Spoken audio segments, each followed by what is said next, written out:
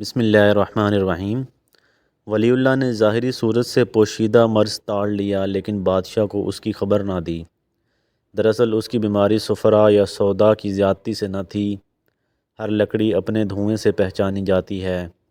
جب ولی اللہ نے پہچان لیا کہ اسے دل کی بیماری ہے اور باقی بالکل تندرست ہے تو بادشاہ سے مخاطب ہوا اور کہا، اے بادشاہ، مجھے مریضہ سے کچھ پوچھنا چاہتا ہوں کہ سب اپنے بیگانے یہاں سے الگ کر دیے جائیں۔ بادشاہ نے محل میں تنہائی کرا دی اور خود بھی باہر چلا گیا تاکہ ولی اللہ اپنے حسب منشا حال دریافت کر سکیں۔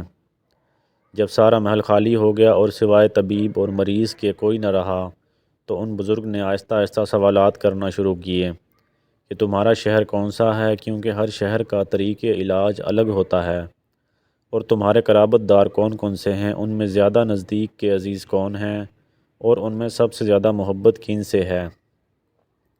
نبض پر ہاتھ رکھ کر زمانے کے تلخ و ترش کی داستانیں سننے لگے۔ مریضہ بھی حکیم کو کامل پا کر ہر راز کو فاش کرنے لگی۔ جہاں جہاں وہ فروخت ہوئی اور جن جن شہروں میں رہی، سب حال صاف صاف بیان کیا۔ وہ بزرگ سلسلے وار اس کی داستان سن رہے تھے، لیکن پوری توجہ اس کی نبض پر تھی کہ دیکھیں کس کے ذکر پر نبض غیر معمولی حرکت کرتی ہے۔ القصہ کنیز نے اپنے شہر کے تمام دوستوں عزیزوں کو گنایا، اس کے بعد دوسرے شہر کا تذکرہ کیا، مگر چہرے کے رنگ اور نبض کی حرکت میں کوئی فرق نہ آیا۔ یہ پوچھ یوں ہی آگے بڑھتی گئی۔ ایک ایک شہر اور ایک ایک مکان کے واقعے اور حادثے اس نے سنائے، مگر نہ چہرے کے رنگ میں کوئی فرق آیا، نہ نبض میں کوئی حرکت، خلاف معمول پیدا ہوئی۔ یہاں تک کہ رفتہ رفتہ شہر سمرقند کا ذکر بیان پر آیا۔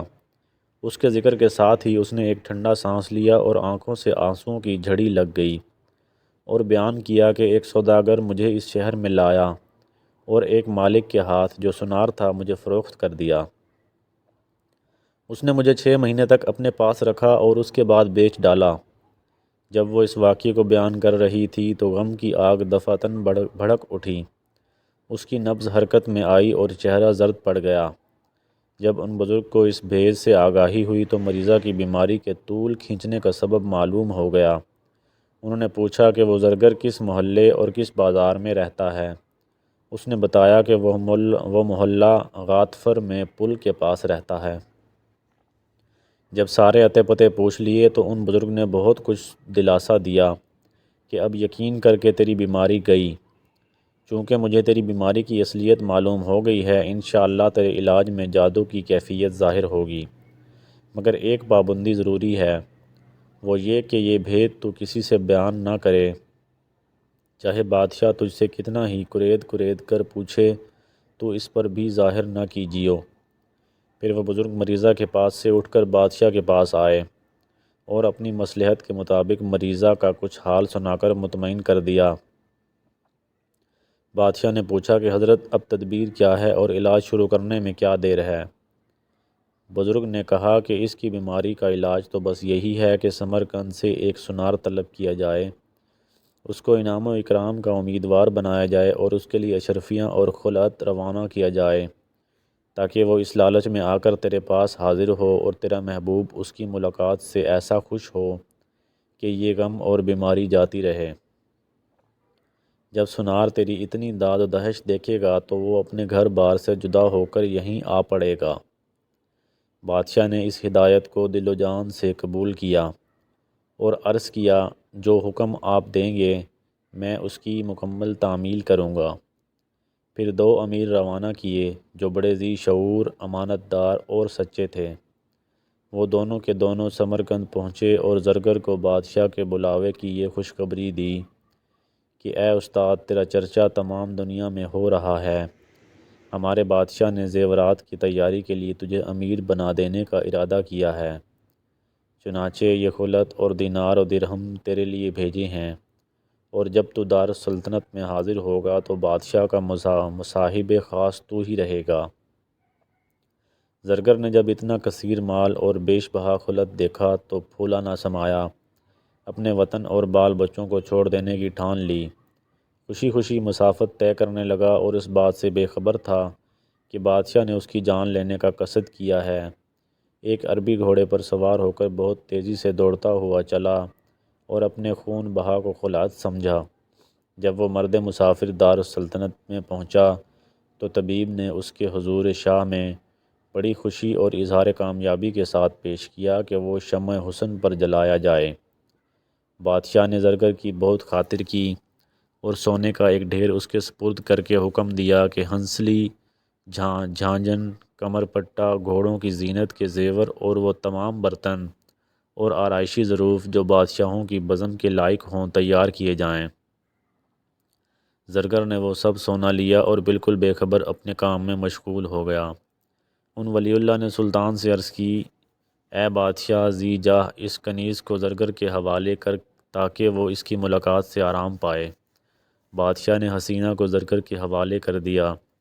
6 مہینے تک دونوں یکجان دو قالب رہے۔ جب کنیز کا دل بھر گیا تو حکیم نے زرگر کے واسطے ایک ایسا شربت تیار کیا کہ وہ پی کر روز بروز کمزور ہونے لگا۔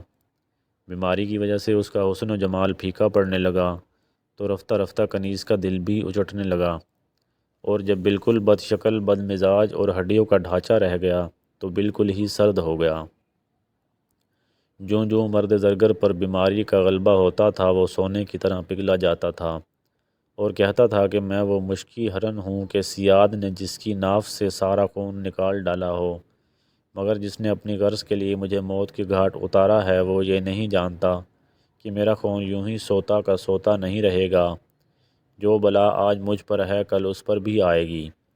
بھلا مجھ جیسے حسین و خوش و رو جواں کا خون ضائع ہو سکتا ہے؟ یہ آخری فقرے تھے جو کہتے کہتے ٹھنڈا ہوا اور کنیز درد و رنج کی آفت سے چھوٹی، کیونکہ قاعدہ ہی یہ ہے کہ مرنے والوں کے ساتھ عشق دیر پا نہیں ہوتا، کیونکہ وہ پھر پلٹ کر آنے والے نہیں، مگر زندہ کا عشق نہ صرف جان میں بلکہ آنکھوں میں بھی پھول کی کلی کی طرح ہر دم تازہ رہتا ہے۔ لہٰذا تجھ کو اس زندہ سے عشق کرنا چاہیے جو ہمیشہ باقی رہنے والا اور ایسا باقی ہے جو ہر آن تجھ کو شراب حیات پلاتا رہتا ہے۔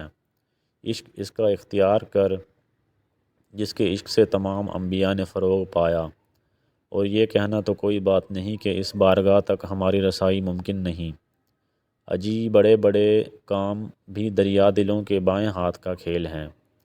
ولی اللہ کی تدبیر سے مرد زرگر کا مارا جانا نہ تو کسی خطاب کی توقع سے ہوا اور نہ کسی عتاب کے خوف سے۔ بات یہ ہے کہ جب تک خدا کی طرف سے اشارہ نہ ہو انہوں نے صرف بادشاہ کی خوشنودی کی خاطر یہ کام نہیں کیا، اور بادشاہ نے بھی ایک بندہ خدا کا خون محض نفسانیت کے لیے نہیں کیا۔ وہ حکیم اغراض نفسانی سے بالکل پاک تھا، اور جو کچھ اس نے کیا وہ نیکی پر مبنی تھا، لیکن وہ نیکی بدی کے پردے میں پوشیدہ تھی۔ اگر کسی مسلمان کا خون بہانا اس کا مقصد ہو اور باوجود اس کے میں اس کی تعریف کروں تو میں کافر۔ ادھر وہ بادشاہ بھی معمولی بادشاہ نہ تھا بلکہ باخدا اللہ کا خاص بندہ۔